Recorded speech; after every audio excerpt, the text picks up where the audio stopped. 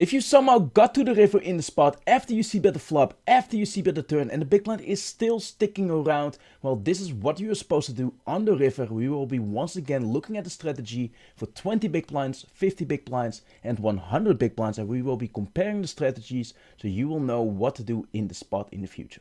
Alright, let's get into it. So this is for 20 big blinds. We bet small on the flop, big blind called. We bet small on the turn. In case you're wondering why we decided to bet small on the turn for 20 big blinds, then make sure to watch the turn analysis if you haven't yet before continuing in this video. Big blind once again called, and now the river is 9. Big blind checks, and now it's up to us. What are we supposed to do? Well, when we look at it, first of all, we can see that the big blind is having way more combinations coming to the river here. 82 combinations compared to our 45 combinations. EVs are fairly similar, 9 EV versus 11 EV.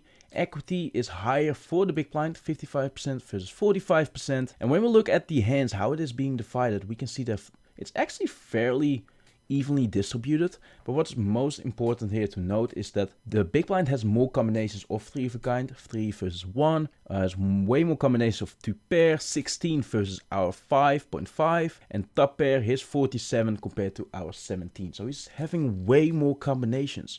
But why is our EV still higher than his? Well, this has to do with what kind of top pairs he has. So when we look at his top pairs, we can see it is mainly the weaker ace X, because the stronger ace X, the ace jacks, the ace tens, he is actually supposed to run on the turn, sometimes already racing on the flop. You can see this all once again in the flop and the turn analysis. We will for now be focusing on the river analysis.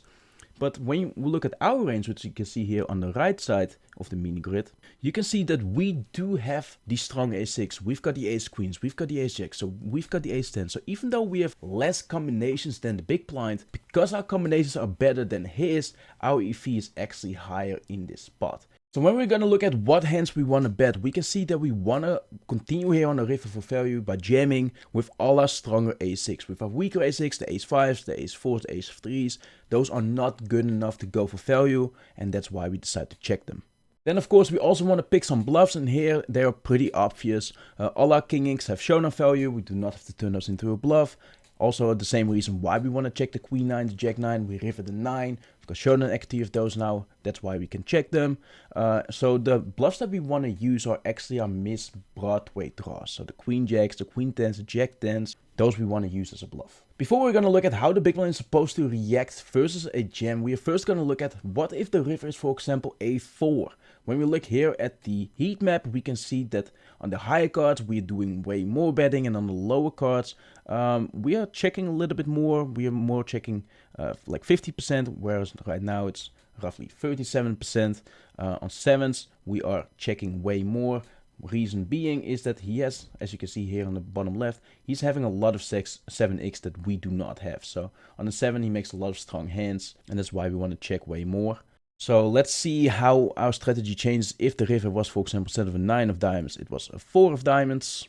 Well, you can see the strategy is still fairly similar. We're still jamming with our strongest ace X. We're checking our weaker ace 6. Also the ace 9 becomes a check now, where we didn't river 2 pair. And we still want to bluff the queen jacks, the queen 10s and jack 10s, the broadways that we missed. But we also actually want to start bluffing some of the queen 9s and jack 9s that now did not river showdown equity. So now let's change this back to the 9 of diamonds, so we keep it consistent. We're gonna let under the gun jam here. You can't see it, but I'm clicking right here below the camera. What we can see is that the big blind wants to fold 46% of the time almost. When we change this to the big blind breakdown, we can see what he wants to fold. We can see he mainly wants to fold the lower pairs, all the 7x. Those are now 4th pairs. Pretty obvious that you want to fold those. Some ace highs, I mean, as you can see, this 0.47% of his range. They are the missed draws, the 5-4s, etc. that, you know, had a gutter. And what you can see as well is that the big blind is actually supposed to start folding some of his ace X. And this is going to be a major takeaway. If you think that your opponent is not capable of folding here top pair, you should actually decrease your bluffing frequency. You still want to go for value with your ace queens, with your ace jacks, which you can see here, because you still beat his ace X that he can call. But you actually want to get rid of your bluffs, because you do not have the fold equity that is required to make it a good bluff. And when we look at the heat map for the big blind, it's actually very similar on any river. It's almost folding and calling the same frequencies. If we, for example, change the 9 to, let's say, once again, the 4 of diamonds, Let's see how that changes the strategy. As you can see, it's almost identical. So what you can apply here is that if you think that the big blind is not folding as often as ace X as he is supposed to, just get rid of your bluffs and you will be doing fine. Now let's have a look how that changes for 50 big blinds. What we did here is we bet once again small on the flop. We went very big on the turn. Once again, if you want to know why, watch the turn analysis video. And now we are on the river. The big blind checks. And what we can see is that under the gun wants to do quite a lot of checking. Wants to check 52% of the time. Wants to go all in 47% of the time. And you can also see this once again being reflected in the info panel here, because the big blind equity is actually really high. It is 61% almost versus 39% of us. And when we compare that to the 20 big blinds, you can see that the equities are much closer. So right now, under the gun is having 39% equity for 50 big blinds. But when we look at 20 big blinds, we now have 45% of equity. When we compare the EV and equity for 50 big blind compared to 20 big blinds, you will start to understand why we want to check more at 50 big blinds. When we look at the EV at 50 big blinds, under the gun is having an EV of 17.67 versus 21.63. For 20 big blinds, this is 9 versus 11. So right now at 50 big blinds, the EV of the big blind is higher than for under the gun. Whereas for 20 big blinds, the EV of under the gun is higher than for the big blind. And also when we look at the equities, for 20 big blinds, it's 55% equity for the big blind, 45% for under the gun. And when we look at 50 big blinds, it is 61% of equity for the big blind and only 39% of equity for under the gun. And because of this reason, because under the gun has less of a stronger range advantage at 50 big blinds, or doesn't even have an advantage, for 50 big blinds compared to 20 big blinds, we want to do way more checking. So now let's take a look at what hands we want to bet still on the river for under the gun. So we're going to change this panel to under the gun breakdown. We can see we still want to jam all our 3 of a kinds. We still want to jam all our 2 pairs. Pretty obvious, of course, straight for value. And we also want to still bet our top pairs. But once again, we only want to bet here our strongest top pair, the ace queen. So even the ace jack doesn't become a value bet here anymore, and we want to start checking it. Now, if you decided to bet smaller on the turn, because right now we bet 14 big blinds in in a 10 big blind pot, if you decided to bet smaller, then the big blind will of course have a weaker range, as he will have to call less to continue. So he will have some more weaker a6, we'll have some more king x, we'll have some more 7x. So because of this reason, we can actually go wider for value. We can use a little bit of more bluffs. But if you indeed went very big on the turn, we only want to continue here with top pair for value, the strongest ones, so the ace queens. But you can see as well that for the third pair, we actually want to start to turn some of those into a bluff, the queen nines and the jack nines, where with 20 big blinds, we have enough showdown equity. Right now, because the big blind has a stronger range, those hands actually become a bluff. Why are they good bluffs? They are a good bluff because we actually block his 2 pairs. We block his ace nines, and this is what makes it a really good bluffing candidate.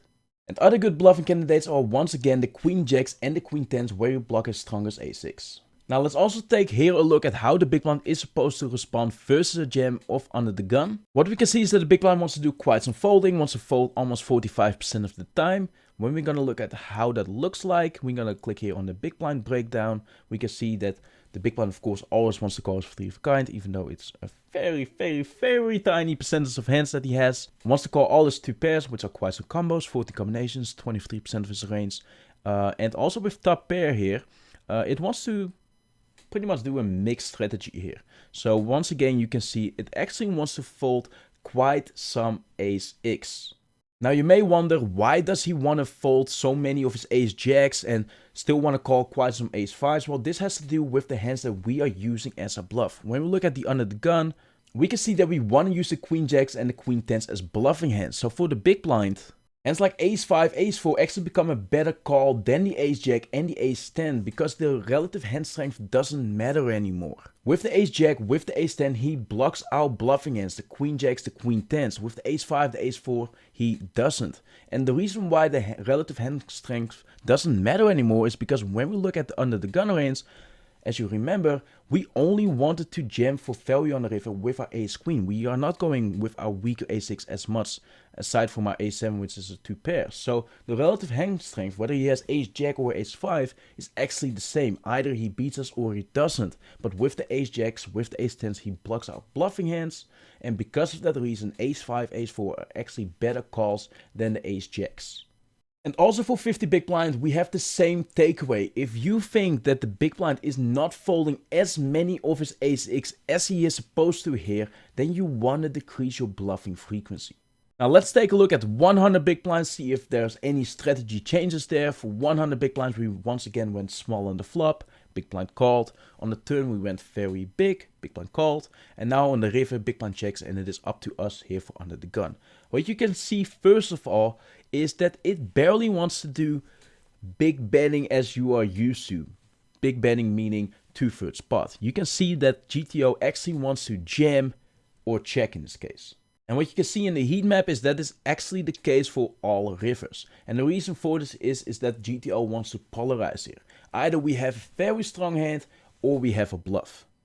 If we're going to look at how that looks like for the range, we're going to click here on under the gun breakdown. We can see that we want to jam all our 3 of a kinds. We want to see that we want to jam all our 2 pairs, go for value there. And we can actually see that we want to check all our 2 pairs. And what you can see is that we actually want to check all our top pairs. So all the ace queens, all the ace jacks, those are actually not value hands anymore. Now, if you want to look at how that actually looks like in our range, we're going to change here to the under the gun breakdown panel. We can see that we want to jam all our 3 of a kinds. We want to jam all our 2 pairs. And we actually want to check all our top pairs. And pretty much the same reason for 100 big blinds as for 50 big blinds, because when we look at the EVs and the equities, we can see that the big blind actually has an equity advantage, and the EVs are pretty close, 19 EV versus 23 EV. Now, what bluffs do we want to use? What you can see is that, so top pair we have enough showdown equity. We of course do not have to turn it into a bluff. We can comfortably check. We actually want to bluff once again our 3rd pairs because we block his calling range, you know, his river 2 pairs. And what you can see is that we want to bluff our low pairs, so our 7x. And because we are not jamming so wide for value, only with our 3 of a kind and 2 pairs, we actually do not have to use our queen jack and queen 10 bluffing hands this time. The 9x and the 7x are better hands because once again we block his calling range. And then we have enough combinations already to balance it. Now let's have a look at how the big blind is supposed to respond versus a jam of under the gun. What you can see once again is that big blind wants to do a lot of folding. It wants to fold here 66% of the time. If we're gonna change it here to the big blind breakdown, we can look at how that actually looks like. What you can see, it wants to call basically all its 2 pairs, and then it almost wants to fold almost everything else. It wants to fold a lot of top pairs. It only wants to call some of the stronger ace-x, and then also at a very low frequency. So also for 100 big blinds, I want to give you as main takeaway, if you think that your opponent is not folding enough top pairs, as you can see, he's supposed to fold many top pairs. If he's not doing that, please reduce your bluffing frequency. That's how you will exploit it.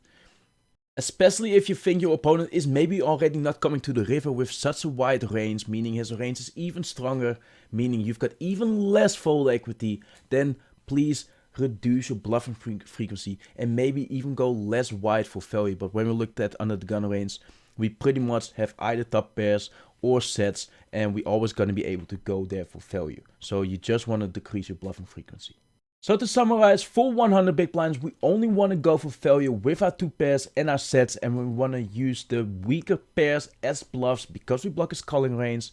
When we look at 50 big blinds, we are only jamming our strongest a6, we're actually checking our weaker a6, and we're using the queen jack and the queen 10s as bluffing hands. And also at a very low frequency the 9x, but we don't have as many of those. Hence why we want to use the queen jack and the queen 10s as bluffing hands. And when we look at 20 big blinds, we actually can still go for value with all our stronger a6. We're checking our weaker a6. We want to use the queen jack, the queen 10 and the jack 10s as bluffing hands because the 9x actually have enough showdown value here on the river. And for all the stack size applies that the big blind is supposed to fold a lot of top pairs, and if you think that is not the case, reduce your bluffing frequency. That's how you exploit it, that's how you maximize your win rate. And I hope this video has showed you how you can approach the river in this spot. If you like the video, make sure to like it, make sure to subscribe so you don't miss any future videos. Thank you for watching, and I'm looking forward to seeing you in the next one.